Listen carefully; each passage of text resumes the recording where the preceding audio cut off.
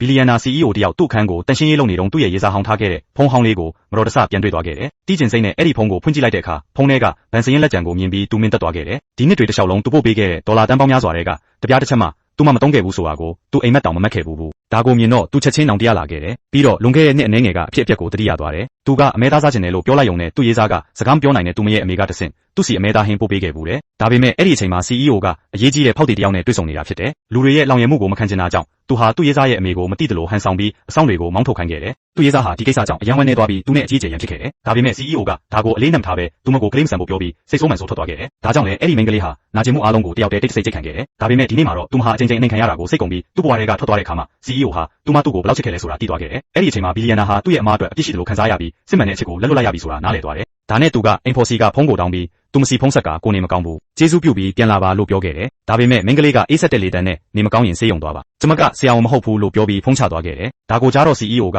ဒေါသတက်ကြီးနဲ့သူပြန်မလာမချင်းဆေးရုံသွားဘူးလို့ဆုံးဖြတ်လိုက်တယ်။ဒါပေမဲ့ခဏကြာမှာတော့သူ့ညီမအိမ်ပြန်လာတဲ့အခါသူ့ကိုတတိလက်နေတာကိုတွေ့သွားတယ်။ဒါနဲ့သူ့ကိုဆေးရုံကိုချက်ချင်းတင်လိုက်တယ်။ဆရာဝန်တွေကတော့ဒါဟာအစာအိမ်နာကြောင့်ဖြစ်ပြီးစိုးရိမ်စရာမရှိဘူးလို့ပြောတယ်။ဒါပေမဲ့ဒီဖြစ်ရပြီးနောက်မှာတော့သူ့အမေကအရန်တော်သက်ထွက်ပြီးသူ့သမီးကိုခေါ်ကာသူ့ရဲ့ရေးစားဟောင်းကိုတွားရောက်ရန်တွေ့ခဲ့တယ်။တစ်ချိန်တည်းမှာပဲ CEO လည်းတတိပြန်ရလာတယ်။အိမ်ဖော်ကသူ့အမေကသူ့ရေးစားဟောင်းနဲ့ရန်သွားဖြစ်နေကြောင်းပြောပြတယ်။ဒါကိုကြားတော့ CEO ကအယံဝမ်းသာသွားတယ်။အခုနောက်ထပ်ဘာတွေဆက်ဖြစ်မလဲ။ဒါကိုသိနိုင်ဖို့အတွက်